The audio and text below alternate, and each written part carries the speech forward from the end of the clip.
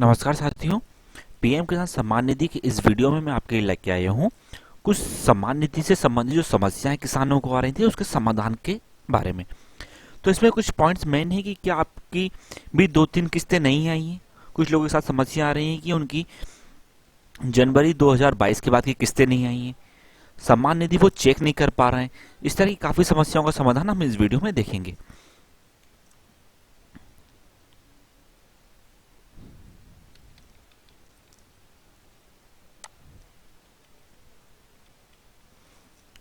तो video start करने के पहले आप मेरे channel MP e governance technical support को सब्सक्राइब कर लें।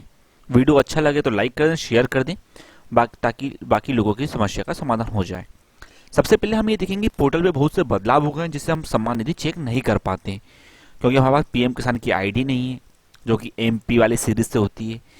ये आईडी हमें कैसे मिलेगी, हम सम्मान निधि कैसे चेक कर पाएं, क्योंकि सब अभी पहले ये होता था कि हम अपने मोबाइल नंबर, आधार नंबर या बैंक खाते से सम्मान निधि चेक कर पाते थे। चलिए हम लाइव करके देखते हैं। हमने हमारा कंप्यूटर में ब्राउजर खोल लिया है, आप अपने मोबाइल में भी यूज कर सकते हैं। pmkisan.gov.in, इस पे हम जैसे पहले की तरह सम्मान निधि चेक करते थे। यहाँ पे एक बॉक्स बना रहता था, बेनिफिशियरी स्टेटस से हम सम्मान निधि चेक करते थे। जैसे हम इस विंडो बटन पे क्लिक करते हैं तो यहाँ पे आपको दो ही ऑप्शन देता है, या तो आपका मोबाइल नंबर या फिर रजिस्ट्रेशन नंबर। अब मोबाइल नंबर वो मोबाइल नंबर चाहिए होता है जो कि आपने रजिस्ट्रेशन करते समय या संबंधित पटवारी ने उस समय दर्ज किया था। मैक्सिमम किसानों के पास वह मोबाइल नंबर उपलब्ध नहीं है। सेकंड चीज, हमें चाहिए होता है रजिस्ट्रेशन नंबर। अब रजिस्ट्रेशन नंबर हमें कहां से मिले, तो रजिस्ट्रेशन नंबर के लिए मैं आपको ले चलता हूं दूसरी। देखिए बेनिफिशियरी लिस्ट पे आ गए हैं क्लिक करने से। बेनिफिशियरी स्टेटस देखना है हमें, तब तक मैं आपको दूसरी साइट पर ले चलता हूं। ये एमपी गवर्नमेंट की साइट बनाई हुई है sara.mp.gov.in। इससे सम्मान सीएम किसान वाली जो सम्मान निधि मिलती है उसका स्टेटस हम देख पाते हैं। तो उसके लिए भी जब हम इस साइट पे जाते हैं, हम साइट को नोट कर सकते हैं, SAARS sara.mp.gov.in। आप इसमें भी नीचे आएंगे तो यहाँ पे एक मुख्यमंत्री किसान कल्याण योजना हितग्राही स्थिति, इस बटन पे आप जैसे ही क्लिक करेंगे तो इस तरह का एक ऑप्शन खुल जाते हैं। यहाँ पे आप आधार नंबर, बैंक खाता या पीएम किसान आईडी से अपना स्टेटस चेक कर सकते हैं। चलिए मैं एक एग्जांपल आपको करके दिखा देता हूँ। आधार नंबर जैसे हम यहाँ पे डालते हैं किसी किसान का,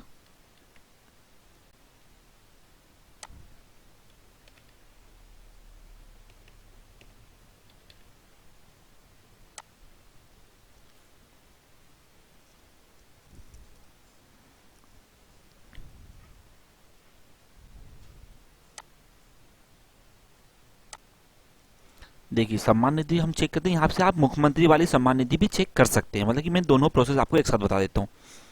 ये किसी किसान की डिटेल थी, जिनकी किसान की डिटेल मैंने पूरी खोल ली। अब आपको मेनली चाहिए तो इसके साथ हम ये भी देख लेते हैं इन्हें कितनी सीएम किसान की सम्मान निधि मिली। 5 किस्तों की इनकी प्रोसेस हमें यहाँ दिखा रहा है। आप इसे देख समझ सकते हैं पूरा, किस किस तारीख को कौन से खाते में इनकी सम्मान निधि गई हुई है। हमें मैं था कि यहाँ पे हमें पीएम किसान की किसान आईडी चाहिए थी, तो वो किसान आईडी आप आधार के हिसाब नंबर डालकर यहाँ से पीएम किसान की इनकी आईडी देख सकते हैं। ये रही वो आईडी। इस आईडी को मैं कॉपी कर लेता हूँ, लिख लेता हूँ। यही आईडी ये कोई कृष्णाबाई है, उनकी वाली पीएम किसान की आईडी है। अब आप चलते हैं पीएम किसान वाले स्टेटस पे, जहाँ पे आप रजिस्ट्रेशन नंबर या मोबाइल नंबर से स्टेटस देखते थे। जैसे ही मैं वो आईडी यहाँ पे डालता हूँ, ये मैंने यहाँ पे पेस्ट कर दी। ये वही एमपी वाली सीरीज वाली आईडी है। यहाँ पे मैं नीचे कैप्चा कोड डाल देता हूँ।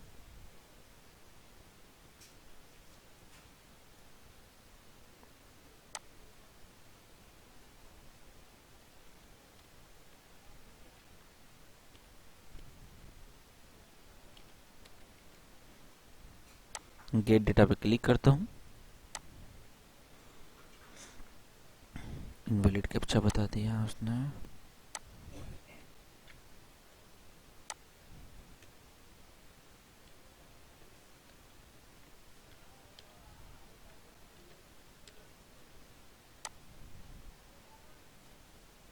ये देखिए, तो मुझे यहाँ पे इजीली मेरी पीएम किसान की जो आईडी थी वो मिल गई। उससे मैंने किसान का डेटा भी सर्च करके आपको निकाल दिया।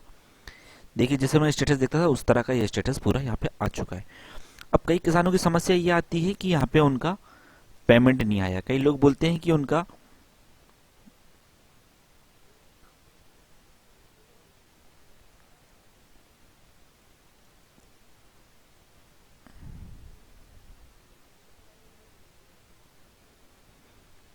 कि जनवरी 22 के बाद की किस्त नहीं आई, या लास्ट की 2 किस्त नहीं आई, 3 किस्त नहीं आई, तो वह किस्त का लोचा भी मैं आपको आगे बताता हूँ। चलिए, अब ये तो हमने सीख लिया कि हम जो पोर्टल में बदलाव हुए तो हम सम्मान निधि को कैसे चेक कर पाएंगे। अब आप सम्मान निधि को इजीली चेक कर सकते हैं। ये मैंने आपको लाइव दी। अब देखते हैं कि किन कारणों की वजह से सम्मान निधि नहीं आई है। पहला हो सकता है कि आपने ई-केवाईसी नहीं करवाया है। ई-केवाईसी करवा लिया या नहीं करवाया, उसका स्टेटस भी हमें इस पोर्टल से पता चल जाता है। देखिए,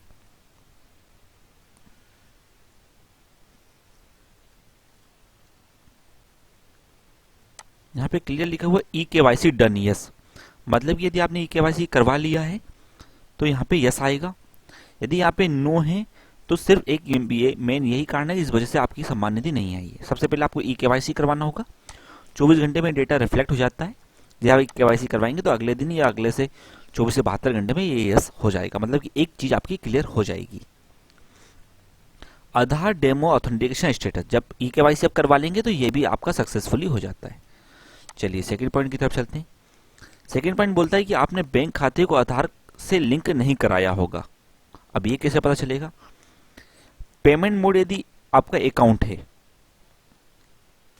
आप समझ लें कि यहाँ पे आपने आपके बैंक खाते को आधार से लिंक नहीं करवाया है। सबसे पहले आप अपने बैंक खाते को आधार से लिंक कराएं।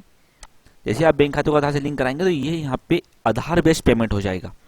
आधार बेस्ड पेमेंट हो गया मतलब कि आपकी सारी प्रोसेस कंप्लीट हो गई। कई बार ये होता है कि यहाँ पे आधार बेस्ड पेमेंट होने के बाद भी यदि हम नीचे का स्टेटस देखते हैं, यहाँ पे एक्सेप्टेड की जगह रिजेक्टेड आता है। मतलब कि आधार बेस्ड में आपका पेमेंट मोड कन्वर्ट हो गया, पर आपका आधार कार्ड जो है वो किसी भी बैंक खाते से लिंक नहीं है। उसके लिए क्या करना होगा?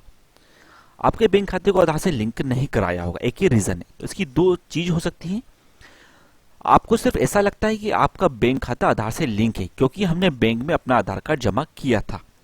तो ऐसा बिल्कुल भी नहीं है कि आपने सिर्फ आपका आधार कार्ड बैंक खाते में बैंक वाले अधिकारी को दे दिया तो उनने आपके बैंक खाते को आधार इनेबल्ड कर दिया। आपको उसके लिए बैंक में जाकर उनसे बोलना पड़ेगा कि मेरे बैंक खाते को आप डीबीटी इनेबल कर दें। डीबीटी का मतलब होता है डायरेक्ट बेनिफिशियरी ट्रांसफर। मतलब कि शासन द्वारा जितना भी पैसा किसी भी डिफरेंट स्कीम्स में प्राप्त होता है वो डीबीटी के तहत ही आपके उस खाते में आता है। तो ये ऑप्शन बैंक वालों के पास ही होता है। बैंक वाले फिर से आपका आधार कार्ड लेके आपके बैंक खाते को डीबीटी इनेबल कर देते हैं। ये बैंक के द्वारा ही किया जा सकता है। अब डीबीटी बैंक वालों ने किया है या नहीं, इसे चेक करने के लिए भी मैं आपको एक प्रोसेस बता देता हूं। आप गूगल पे सर्च करें एनपीसीआई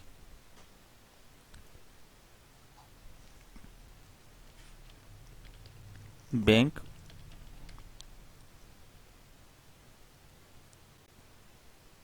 लिंकिंग चेक। आप खुद भी सारी चीजें चेक कर सकते हैं। तो सबसे ऊपर ही आपको एक लिंक आएगी, check Aadhaar bank linking status. आप इस लिंक पे क्लिक कर लें।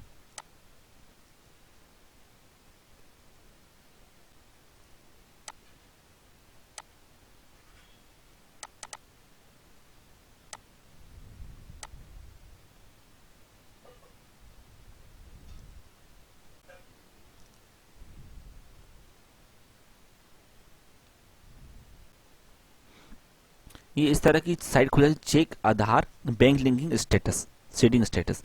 तो इससे ये पता चल जाता है कि आपका बैंक जो आधार है वो कौन सी बैंक। कई बार किसानों के ऐसा है कि बहुत सारे बैंक खाते हैं, क्या पता कौन से बैंक खाते को उन्हें डीबीटी इनेबल किया हुआ है।